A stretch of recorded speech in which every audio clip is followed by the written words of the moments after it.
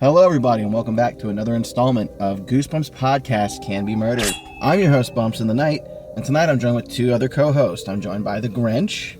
Hello. And I'm joined by an otaku life for me, aka Senpai Josh. What's up, y'all? And today we are reviewing Goosebumps number 15, You Can't Scare Me. The Preacher before One Day of Horrorland. Top 10 for me. Unfortunately, before we get to Horrorland, we've got to dredge through this swamp known as the Mud Monster Land. So, kind of break down the book real quick. We're going to talk about why it sucked, and then we're going to talk about the episode and why it was a little better, and then we're going to move on. Ready? This book follows two male protagonists, Eddie and his friend Hat. There's also two girls in the beginning, but they're not super important, so I don't even remember their names. But who are important are their antagonists, which is Courtney and her best friend Melanie. And Melanie's not as important as Courtney. It really comes down to a Hat and Eddie versus Courtney show this entire book. Courtney is like this perfect girl who's not scared of anything. She's got perfect grades. She's just Little Miss Perfect, you know. And in grade school, that annoys people. I know it would annoy me if I was still in grade school. It annoyed me too. She was Little Miss Priss. Yeah, basically. In this book, we encounter a series of events where essentially Eddie and Hat are out. For some reason, they're out in the woods with their classmates during school hours, mind you. And they come across the snake, and Courtney just picks it up and plays with it like it's no big deal. Oh, look at the green snake. Oh, is it, Arlstein vividly talks about it slithering over her hands. Mm-hmm. Also, I noticed that it says in the back, we only see one of the friends during the whole book. Like, it's weird, because, it says, it also, it's not the deadliest animal. It should have scared her. This is Goosebumps for that. Well, I think, realistically, for me as a kid, snakes didn't scare me. Did I want to be near them? No, but it wasn't like I was scared of them. I think coming across one, not expecting it, would catch me off guard and scare me in that aspect, but not like oh God, keep it away from me. I mean, a snake wouldn't scare me. I wouldn't think even a spider would. I mean, if it was if it came out of nowhere, then I might get a jump. That's the best they would get out of me. After Courtney kind of acts like she's better than them and handles the snake, Eddie and Hat are like, man, they really don't like this chick. And then they go back to the courtyard, and Courtney's now manhandling bees. She's got these bees walking on her, and she's like, oh, look, bees don't sting people if you're not scared of them. They sense fear. And Eddie and Hat are just like, man, they're talking shit. That's not actually what makes them sting. Well, no, it's literally a triggered response. Well, they say bees can smell fear because you let off a certain chemical when you're scared. Huh. Good fact. See, in my opinion, that was a clever thing Arlstein put in because, fear could trigger a bee sting. It was just like a little nudge in my opinion. It was like the corner of the chip, if you will. Anyway, Courtney then decides to play catch with the bees and throw them at Eddie and Hat, which, how do you throw a bee? Yes. So after that, the kids are like, all right, man, Courtney's going down. She threw bees at us, dog. It's done. So then they decide we're going to get back at her. And now it becomes this shitty book about just revenge pranks, where for starters, even though Courtney already handled a snake, they're like, oh, we'll see how tough you are. And they put a rubber snake on her lunch. And then the teacher forgets his lunch, so Courtney's like, oh, here, have some of my lunch. And he reaches in and then pulls it out and screams and throws it. And then Courtney does a complete 360 as a character and gets up and starts stomping the snake to death. It's not real, but she stomped this thing so hard she cut its head off with her foot. I think Courtney is a bitch, period. Well, I'm not going to use that term if she's a child, but she definitely thinks she's all that in a bag of chips. Which was earlier, I would say kid form saying you're a bitch. Well, I'm just saying, the fact that she stomped the snake, which she's supposed to love animals, so hard that she popped its head off, girl's got problems. Yeah. So now Eddie and Hat are like, shit, how are we going to get her back? Oh, I know. Let's go to the science lab and get a tarantula. There's two in there, so we'll dump one on her head. Hold on. In what school are there tarantulas? Real talk. None. Yeah, true. In biology in 9th grade, I had a strange teacher who would bring in hamsters. She did have a tarantula at one point. But that thing was under lock and key because you can't trust kids. Now, the hamsters got to come out sometimes and walk around the desk with us. But again, it really depended on the day and if she liked you or not. But there's no way these kids just walked into a class and snatched a spider. I didn't mean to cut you off. I mean, for biology, I gotta take care of the tarantulas because I guess my teacher even said they don't really bond well with people, but they follow me, so. So I guess maybe in high school biology they were there, but this is a middle school book. Anyway, not important. We're watching details. Let's move on. So they go and steal the larger of the two tarantulas and then go to drop it on Courtney's head.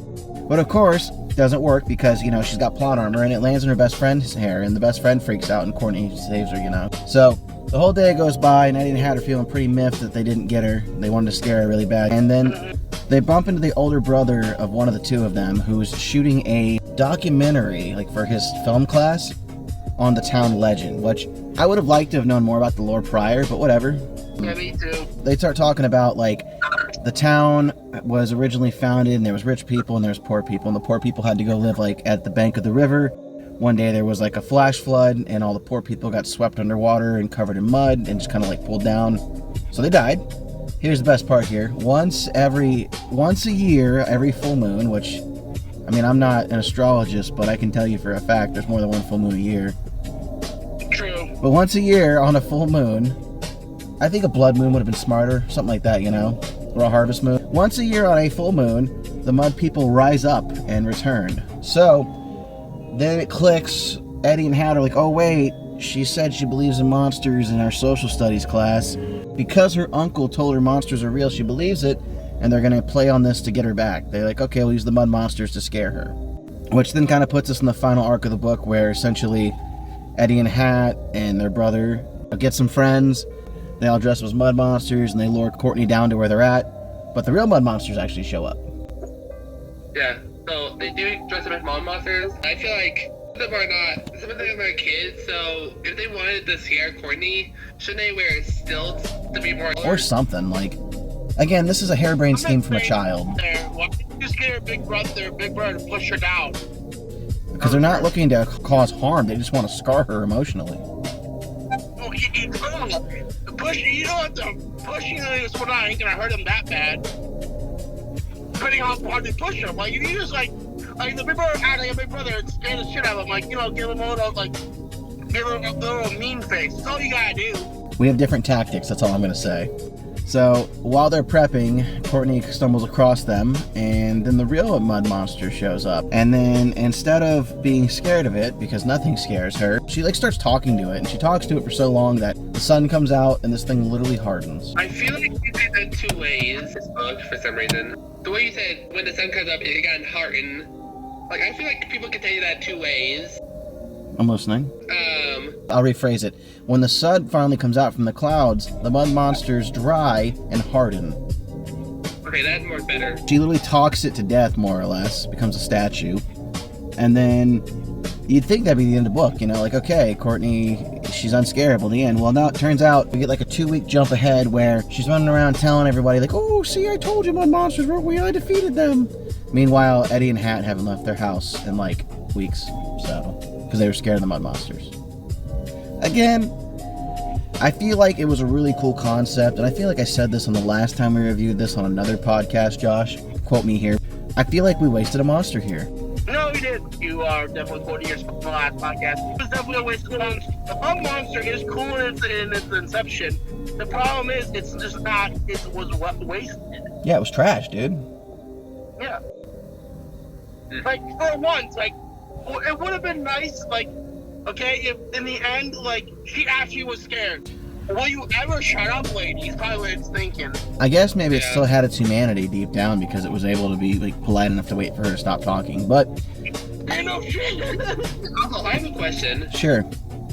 Like, I like Luke and his friends who just put mud on them. Who was inside the mud monsters? Like, I know they're supposed to be interdimensional beings, I get that. But, like, they look like athletes height. The real ones, they're more or less... The way I took it is they were like angry spirits materializing through the mud.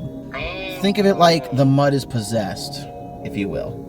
That's my soft interpretation of it. Here's the thing. I would have much rather had a book called Beware the Mud Monsters or Beware the Curse of Muddy Creek. Some bullshit about mud in the name, right? Instead of that, it's Eddie and Hat, and they're this adventurous, you know, these gullible, adventurous, lovable scamps. It gets to a dare-off to the point where Eddie's like, dares Hat, he's like, I dare you to go in the Muddy Creek. And he's like, whoa, but the mud monster's like, I didn't know you were a chicken. And then the book would follow them going in there. Maybe Courtney does show up, but she's not Miss Perfect, she's their friend. And the three of them are then chased and confronted by mud monsters, and they have to come up with a clever solution to beat them. I don't mind that the way they died was the sun coming out. I just feel like it was a wasted story. I could give two shits about Courtney not being scared.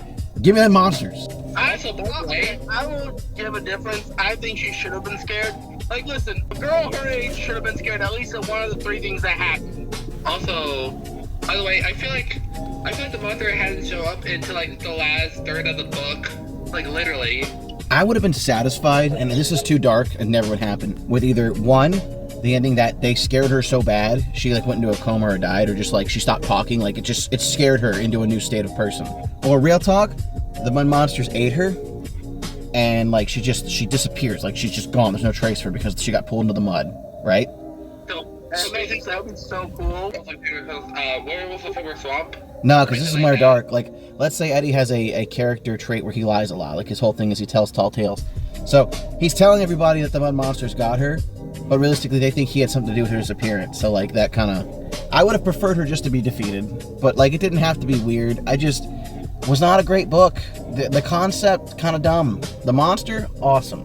Instead of just shitting on this constantly, let's get into a rating system. Starting with Grinch, what would you rate this book? I'd be very generous with this book. I'd be very generous. So give me a definitive number. 4. Okay, 4. Josh, what would you rate this book? A 1. It sucked. Okay, I mean, dude, I told you, I respect the honesty.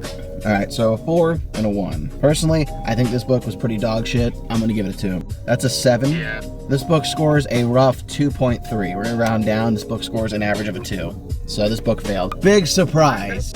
I feel like that got worse than Be Careful What You Wish For. You know, looking back at them, they're both pretty shit, but at least Be Careful What You Wish For. It's the same thing, realistically. It suffers from the fact that they could have done something cool with it, and they didn't. Be Careful What You Wish For had a really neat take where it was more of like a childlike version of Needful Things with the monkey paw. This was more just, I don't know if Sime knew where to go with it, and he just kind of tried to tell an urban legend and slap some bullshit on it. When it really comes down to it, though, let's talk about the episode. Personally, I'm not going to waste my time reiterating it. It was very similar. It did things better, in my opinion, but still very similar. Yeah. I agree. Now, the mud monster costumes were on point. The location where they shot, awesome. It was funny to me, like, when they put Eddie and Hat, like, they put some mud on their clothes, and it's like, doesn't look like a mud monster. Realistically, it's about what a kid would be able to muster attempting to do this. Like, they're not going to get an elaborate costume.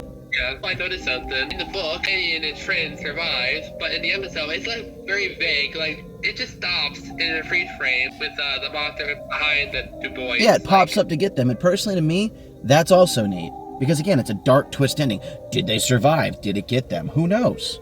It definitely embodied the spirit of the monster better in the episode. So, starting with Josh, what do you rate the episode? Honestly, I'm going to say this. I give it a 3. And the reason why is, it's not the worst episode I've seen of Goosebumps, honestly. And at the end of the day, I'd rather watch that episode than Chillology. Alright, so, Grinch, what would you rate it?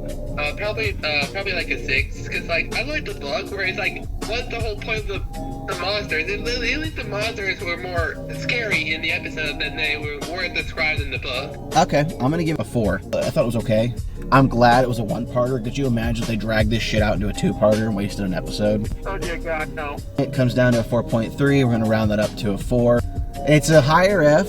It did twice as good as the book did, but at the end of the day, a adaptation of shit is shit. That really wraps up Mud Monsters. It was just kind of meh. Definitely meh. We knew we were gonna have some shit ones out the gate here, but this one really didn't tickle my fancy. Yeah. Alright, so closing statements starting with Grinch. If you are a snarky girl who is scared of anything, well, then get ready to be scared by Mud Monster for some reason. So, Josh, what is your closing statement? You like Courtney, Pat, and Eddie are awesome, and Mud Monsters are cool. Okay. Like I said, I hadn't read this one for many, many years, and it just really I was hoping maybe as an adult I would appreciate it a little more, but I didn't. Watch. Not a great book. You tried Stein, you wasted a good monster. Could have had this in something else. We could have had a whole nother book. Maybe you could have made this the 63rd book. Cut this one out, give me the Mud Monsters. Like, realistically, they could have gone with a whole other monster, I didn't have to waste this. Jacobus made really fire art for it, and that was probably the only reason I ended up reading it as a kid, but even as a kid I didn't like it. So this has been Goosebumps Podcast Can Be Murder. Thank you for joining us. Make sure you join us next episode when we enter One Day of Horrorland, number 16. If you haven't already done so, make sure you click that subscribe button, drop a comment down below, click that like button, share this video with 3 friends who need a little spooky pick-me-up in the Goosebumps department, and we'll stab you in the next one.